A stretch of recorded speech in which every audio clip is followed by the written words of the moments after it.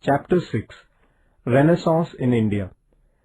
In India, the age of Renaissance began in the 19th century. The Renaissance was a broad movement that brought about the transition of India from the medieval age to modernity. The movement manifested itself in many fields such as social, political, religious, economic, and cultural. Let us study the movement in this lesson. Indian Renaissance.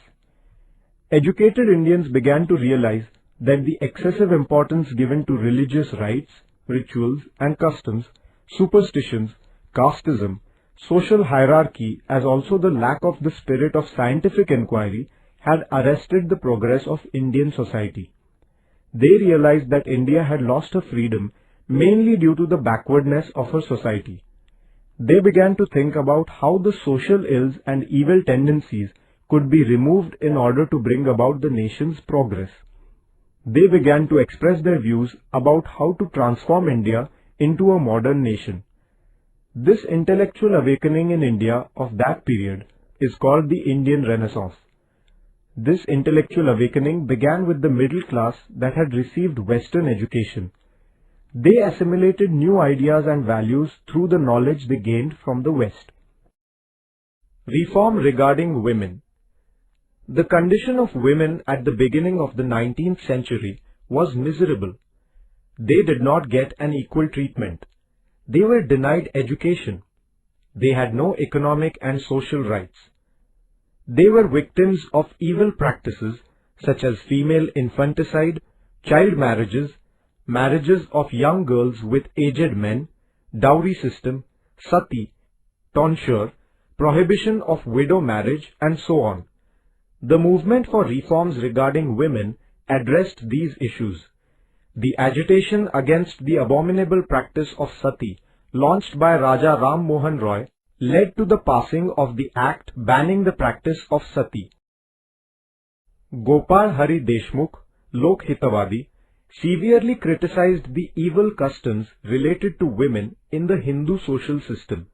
He upheld the equality of men and women, saying that God had created men and women alike, and therefore their rights too are equal. The first school for girls was started by Mahatma Jyotirao Phule in Pune in 1848. His wife Savitribai Phule taught in the school despite strong opposition from the society. Jagannath Shankar Sheth, Ishwar Chandra Vidyasagar, Pandita Ramabai, and other social reformers greatly contributed to the cause of women's education. Mahatma Phule started an orphanage in his own residence. He organized a strike of Nabhiks with a view to putting an end to the practice of tonsure. Mahatma Phule's efforts were not limited to only resolving social issues connected with women. He endeavored to change the male chauvinistic attitude that belittled women. Stri Purush Tulana, 1882, written by Tarabai Shinde, was a fruit born out of his endeavors. Tarabai, who belonged to a rural Marathi family in the Buldhana region, upheld the rights of women in fiery words.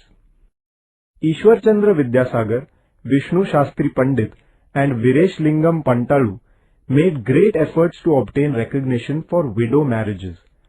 Gopal Ganesh Agarkar strongly objected to the attitude that confined women to kitchen and child rearing. He was of the opinion that boys and girls both should be given the same education. He strongly asserted that a woman should be able to move about in society as freely as a man. Maharshi Dhondo Keshav Karve founded a widow's home or Anath Balikashram for the education of widowed girls. His efforts resulted in the establishment of the first women's university in the 20th century. Maharshi Vitthal Ramji Shinde launched a reform movement for women among the larger sections of society. He organized a conference at Mumbai against the practice of Devadasi. In the south, Periyar Ramaswamy Naikar strongly opposed this practice of Devadasi.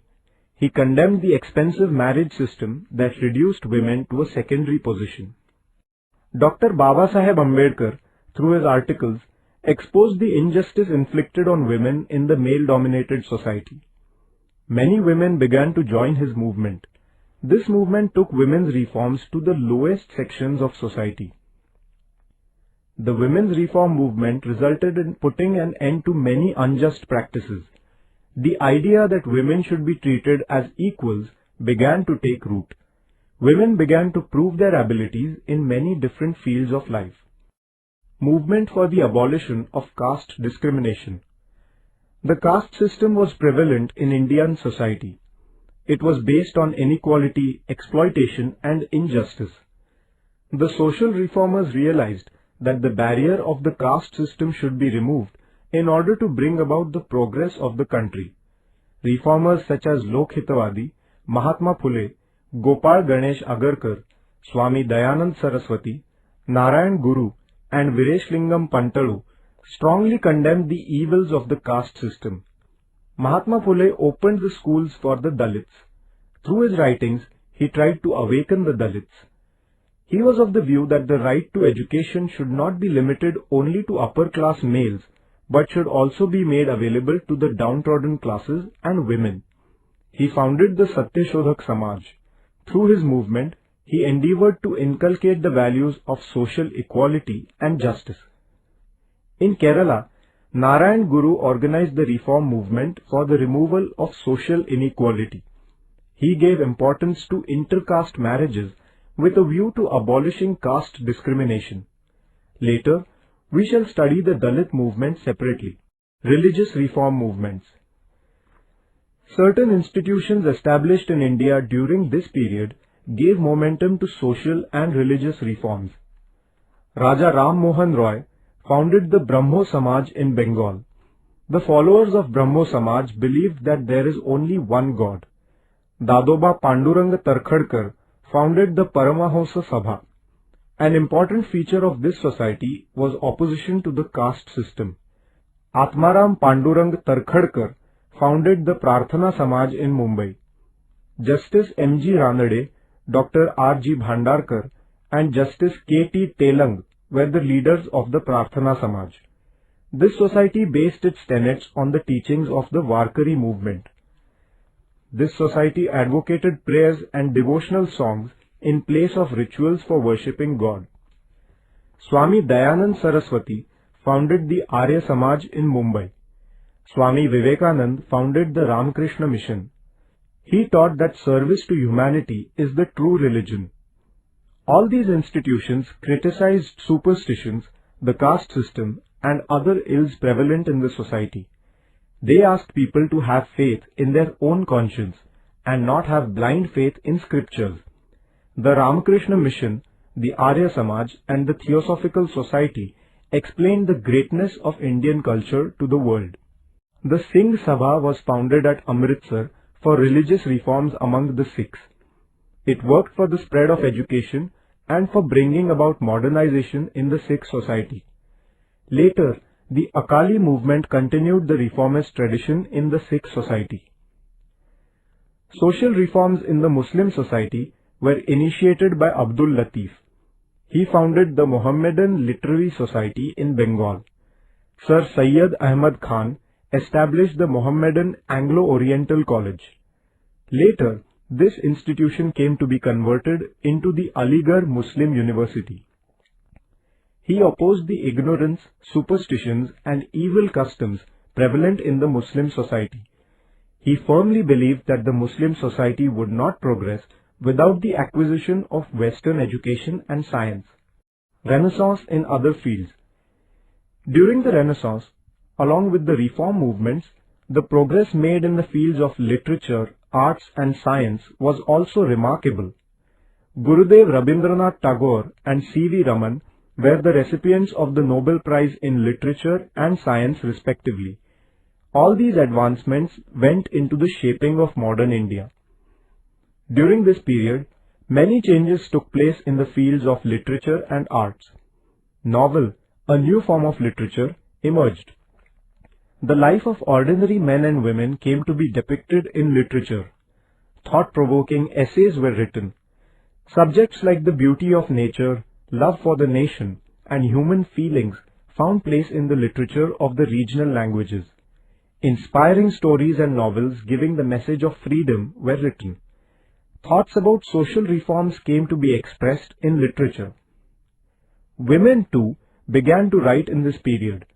Their writings expressed the female psyche effectively. New journals, newspapers and magazines became vehicles of social reform and political awakening. As in literature, noteworthy progress was also made in the field of arts. Music became more people-oriented. It was used even in the national movement. In Marathi, music-based plays came to be staged. A new style of painting emerged, combining the traditional Indian style of painting with the Western techniques. The Ajanta style, the Mughal and Pahari miniature styles were revived during this period. In architecture, a new mixed style evolved under the influence of the Western style. Many books were written on science. People began to realize the importance of experimentation and scientific outlook for bringing about the progress of the country. This expression of Renaissance is important in the history of modern India. Charged with the ideas of liberty, equality and nationalism, the reformers started a nationwide movement in the political field. We shall study it in the following chapter.